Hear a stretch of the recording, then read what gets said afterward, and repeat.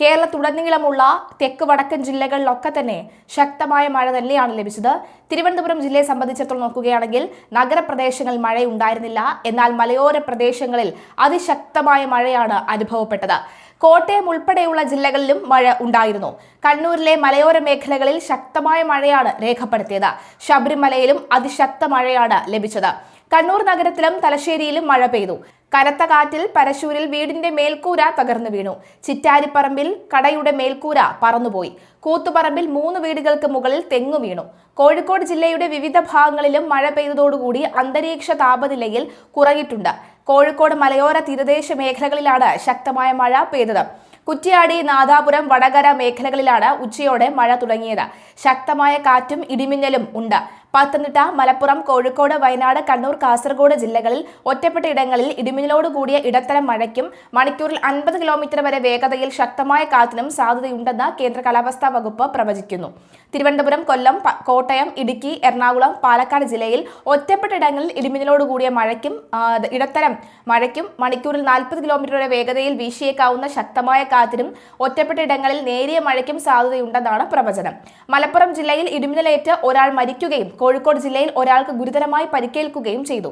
ശനിയാഴ്ച വൈകുന്നേരത്തോടു കൂടിയാണ് മലയോര മേഖലകളിലും നഗരപ്രദേശങ്ങളിലും ശക്തമായ കാറ്റോടുകൂടിയ മഴ തകർത്തു പെയ്തത്.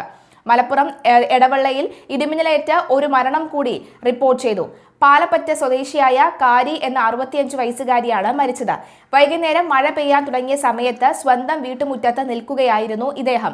പെട്ടെന്നുണ്ടായ ശക്തമായ ഇടിമിന്നലിൽ ഇദ്ദേഹത്തിന് ഗുരുതരമായി പരിക്കേൽക്കുകയും ഉടൻ തന്നെ മരണം സംഭവിക്കുകയുമാണ് ചെയ്തത്.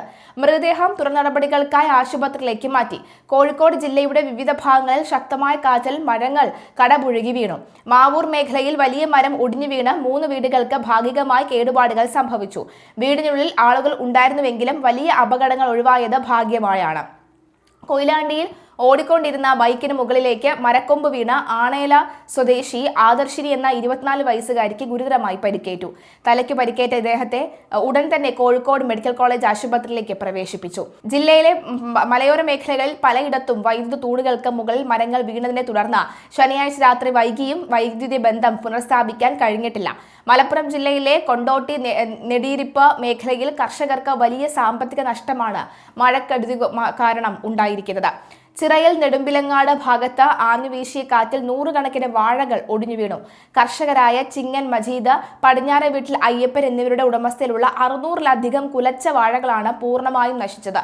വിളവെടുപ്പിന് പാകമായ വാഴകൾ നശിച്ചത് കർഷക കുടുംബങ്ങളെ വലിയ പ്രതിസന്ധിയിലാക്കിയിട്ടുണ്ട്. അടുത്ത ദിവസങ്ങളിലും സംസ്ഥാനത്തിന്റെ വിവിധ ഭാഗങ്ങളിൽ വേനൽ മഴയ്ക്ക് സാധ്യതയുണ്ടെന്നാണ് കാലാവസ്ഥാ നിരീക്ഷണ കേന്ദ്രം അറിയിച്ചത്. ഉച്ചയ്ക്ക് ശേഷം ഇടിമിന്നലോടുകൂടിയ മഴയ്ക്ക് സാധ്യതയുള്ളതിനാൽ ജനങ്ങൾ ജാഗ്രത പാലിക്കണമെന്ന് ദുരന്ത നിവാരണ അതോറിറ്റി നിർദ്ദേശിച്ചു.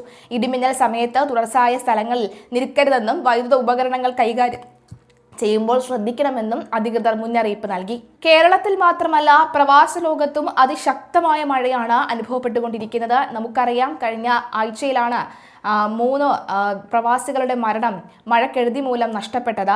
ആ വാർത്ത നമ്മളെ ഇന്നും വിട്ടുപിരിഞ്ഞിട്ടില്ല. ഇപ്പോഴേക്കും ഇതാ വീണ്ടും ഒമാനിൽ കനത്ത മഴ തുടരുകയാണ് എന്ന റിപ്പോർട്ട് വരികയാണ്. കനത്ത മഴ തുടരുന്നിടയിൽ ദക്ഷിണ അൽ ഷർഖിയ, ദക്ഷിണ അൽ ബാദിന ഗവർണറേറ്റുകളിലെ അണക്കെട്ടുകളിൽ ജലനിരപ്പ് ഗണ്യമായി ഉയർന്നു. അധിക ജലം നിയന്ത്രിതമായി പുറത്തേക്ക് വിടുകയും വാദികൾ നിറഞ്ഞൊഴുകുകയും ചെയ്യുന്ന സാഹചര്യത്തിൽ റോയൽ ഒമാൻ പോലീസ് ഗതാഗത നിയന്ത്രണങ്ങളും ജാഗ്രത നിർദ്ദേശങ്ങളും പുറപ്പെടുവിച്ചു.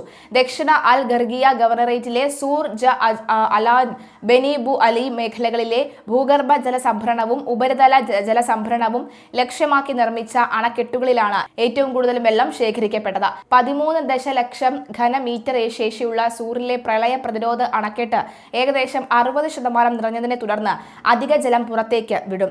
ഇത് ഭൂഗർഭ ജലനിരപ്പ് പുനഃസ്ഥാപിക്കാനും കൂടുതൽ മഴവെള്ളം ഉൾക്കൊള്ളാനും സഹായിക്കുമെന്ന് അധികൃതർ അറിയിച്ചു.